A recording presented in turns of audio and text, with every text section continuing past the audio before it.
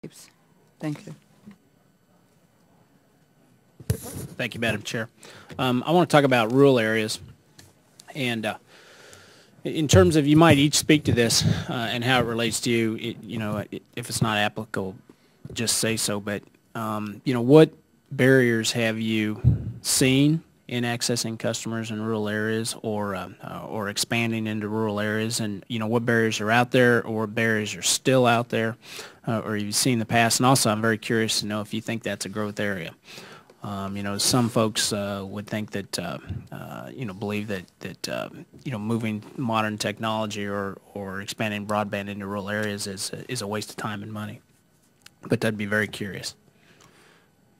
It's interesting. The lead of our visual design community, considered one of the foremost experts in the world on designing user experiences on Microsoft technologies, actually lives in Lawrence, South Carolina. And having gone down there and had dinner with her a few times, it's about as rural as you're going to get in South Carolina. And she's able to access our team in Washington. We have resources in Taiwan. We have resources in India, nearly seamlessly, because she does have access to broadband technology. She is on, as we've mentioned a number of times, Skype continuously, video conferencing with a distributed team around the world. I'm not sure she would have joined Syneractive if it meant leaving Lawrence, South Carolina. The ability to have the kind of quality of life, the kind of community that's important to her, while still having access to a global team and working on global problems, was highly meaningful to her, and it was highly meaningful to Syneractive. And, that's not always the case. I've certainly, in my travels, been in any number of places where you can't get that same kind of access in rural America. And I think in order to continue to drive those kinds of economic opportunities, in order to continue to drive those kinds of employment opportunities, we do need to ensure that rural America has full access to broadband, preferably wirelessly. Mr. Messere. This is on now, right? Yes, I would agree consistently with what's been put out there on this subject, which is that from our perspective, from our company's perspective, we've hired a number of people who could only have gotten access to our company with broadband in places that are quite remote as well. Also, I've had a couple of employees in North Carolina. I've had employees in Texas. I've had employees in Nevada. So I've had employees that are in many places that are quite a bit far away from the central core center of business, where their ability to be able to work for us is completely enabled by the broadband access that they had. And what our biggest concern, and what has been a problem for us, is when that broadband isn't strong enough, and sometimes that is the case, we can't use some of the tools like Skype. Skype depends on some kind of strength of access, if you will. And when it's a little bit below that, it starts to fail, which anyone who's been on a bad cell phone call knows what that's like. So we try and avoid those kinds of things, but that is our biggest concern in order to use some of these technologies. And as I said in our opening statements, my biggest concern is that's what we know of today. In 5 years' time, those technologies will continue to push forward, and we're really wanting to be able to make sure that all of our employees can stay with us. I can imagine the heartbreaking conversation of having to lose an employee because they could no longer keep up with the technology. That would be a great and grave concern for us. Why not? In my circumstance, I don't know if there's a huge effect in the rural communities, except that I think that if there is a gap, it's just going to get worse. One of the interesting things about broadband, and if there is a renewed investment in broadband, is it will enable services that we can't even imagine. We can certainly think of common ones and obvious ones like telepresence, remote medicine.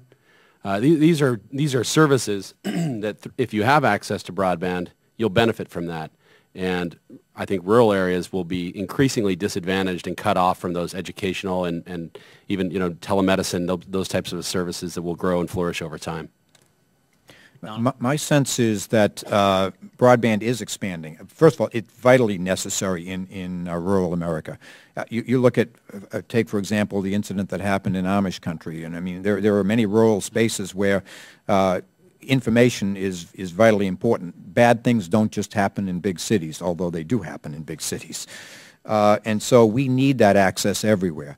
But it's my belief that, and from what I've read, that broadband is continuing to expand and is investing. There is significant investment going in every year to enhancing this implementation across the country. And I think as not only accessibility, but also increasing speed of access, the speed of the network. And those two things are very important to us as a company. And so I am heartened by the fact that I see broadband continuing to grow, continuing to be more accessible. We're not there yet, I don't think, but I am heartened by that, and I think that down the road, if we continue on the plane that we're going, that we will arrive to where we need to go. And I would just caution that it's important that all of us in small business need to know the rules of the game moving forward, how things are going to work, what access people are going to have. When we go to put, and I'll finish, probably the limiting factor for us in rural areas is that police cruisers and so forth may not have laptop computers in their vehicles, may not have the connectivity there. That's something where I see necessary investment going forward. Stolfenmeyer. As a Westerner, this is something that's particularly important to me for two reasons. One, I grew up in the West, and as you well can imagine, we have a lot of space out there, a lot of rural areas. And most of us that live in the cities in the West, we choose to live there for lifestyle. So we like to go out and camp and fish and hunt and whatever it is that we all do. And telecommuting is essential to our businesses. So often, even if we do live in the cities in the West, we need to have access to our businesses when we're having our leisure time as well. Additionally, when I grew up in a small town in rural Utah, we were definitely at a disadvantage with the internet. Only recently did my dad actually even have access to, he had to get a satellite internet at his home. So whenever I would go home to visit my family, I was effectively cut off from my business.